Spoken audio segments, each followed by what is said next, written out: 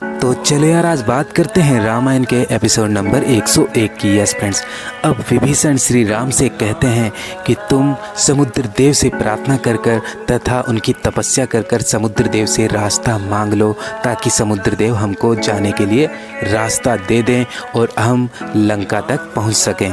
तो उसके बाद श्री राम अपना अन्न और पानी त्याग कर तपस्या में लीन हो जाते हैं। उनको 1 दिन बीतता है, 2 दिन बीतते हैं और 3 दिन भी बीत जाते हैं, लेकिन समुद्र देव प्रकट नहीं होते। उसके बाद श्री राम खुद उठ जाते हैं और समुद्र को कहते हैं कि तुम अब मेरा कोप देखोगे, यानी कि मेरा गुस्सा देखोगे। तुम्हें कोई भी फर्क नहीं पड़ा मेरी तपस्या से और मेरी इस प्रार्थना से। तो उसके बाद श्री राम कहते हैं कि लक्ष्मण जाओ, मेरा धनुष बाण लेकर आओ, मैं खुद ही बाण चलाकर इस समुद्र को सुखा दूंगा और अपने लिए रास्ता। तो चलो यार, आज बात करते हैं रामायण के एपिसोड नंबर 102 की। यस फ्रेंड्स, अब जब श्री राम क्रोध में आ जाते हैं, उसके बाद श्री राम कहते हैं कि अब समुद्र मेरा कोप देखेगा, यानी कि मेरा गुस्सा देखेगा। उसके बाद श्री राम लक्ष्मण से कहते हैं कि जाओ तुम मेरा धनुष बाण लेकर आओ। तो जैसे ही लक्ष्मण धनुष बाण लेकर आते हैं तो राम कहते हैं कि अब ब्रह्मा के इस बाण से इस पूरे समुद्र को सुखा दूंगा और हमारे लिए खुद रास्ता बन जाएगा। तो जैसे ही श्री राम उस बाण को अपने धनुष में लगाते हैं और धनुष चलाने वाले ही होते हैं, तो उतने को वहाँ पर समुद्र देव प्रकट होकर उनके चरणों में गिर पड़ते हैं और कहते हैं कि मुझे माफ़ कर दो, मुझसे बहुत बड़ी गलती हो गई, लेकिन अगर तुम बाण से मुझे पूरे सुखा दोगे तो मेरा कोई मान नहीं रहेगा। तो श्री राम कहते हैं कि तुम ही कोई उपाय बताओ, नहीं तो मुझे ये कार्य करना ही होगा। तो चले यार, आज बात करते हैं रामायण के एपिसोड नंबर 103 की। यस फ्रेंड्स, अब श्री राम जब क्रोध में आ जाते हैं तो उसके बाद समुद्र देव से पूछते हैं कि तुम ही मुझे इस समुद्र को पार करने का कोई रास्ता, कोई उपाय बताओ, अन्यथा मुझे ये बाण चलाना ही होगा।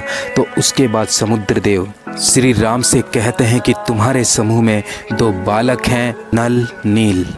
वो बचपन में बहुत शरारती हुआ करते थे और ऋषि मुनियों के सामान को समुद्र में फेंक दिया करते थे। तो एक बार एक ऋषि ने क्रोध में आकर उनको ये श्राप दिया है कि तुम्हारे द्वारा फेंकी गई कोई भी चीज़ समुद्र में नहीं डूबेगी, और आज वही श्राप तुमको काम आएगा। यस फ्रेंड्स, तो श्री राम समुद्र देव से कहते हैं कि एक उपाय और बता दीजिए कि जो ये मेरा बाण है वो अमोघ है और ये कभी धनुष पे लगने के बाद वापस नहीं रखा जा सकता। तो उसके बाद क्या होता है जानने के लिए मेरा नेक्स्ट। तो चलो यार, आज बात करते हैं रामायण के एपिसोड नंबर 104 की। यस फ्रेंड्स, अब श्री राम समुद्र देव से कहते हैं कि ये मेरा अमोघ बाण अब मैं कहाँ चलाऊं, तुम ही मुझे कोई उपाय बताओ। तो उसके बाद समुद्र देव कहते हैं कि इस बाण को उत्तर दिशा में धुनकुल्ले नाम का एक देश है और उस देश में मेरा दुरुपयोग किया जाता है, आप इस बाण को उधर ही शतार्थ कर दीजिए। तो उसके बाद श्री राम उस बाण को उस तरफ चला देते हैं। यस फ्रेंड, तो उसके बाद श्री राम कहते हैं कि नल नील, तुमने अभी तक अपने इस विज्ञान को छिपाए रखा। तो उसके बाद श्री राम सभी से कहते हैं कि तुम अब राम सेतु के निर्माण का कार्य शुरू कर दो और मैं तब तक शिव शंकर की पूजा आराधना करता रहूँगा जब तक कि तुम इस कार्य को करोगे। यस फ्रेंड्स, तो उसके बाद क्या होता है ये जानने के लिए मेरा नेक्स्ट एपिसोड ज़रूर देखना।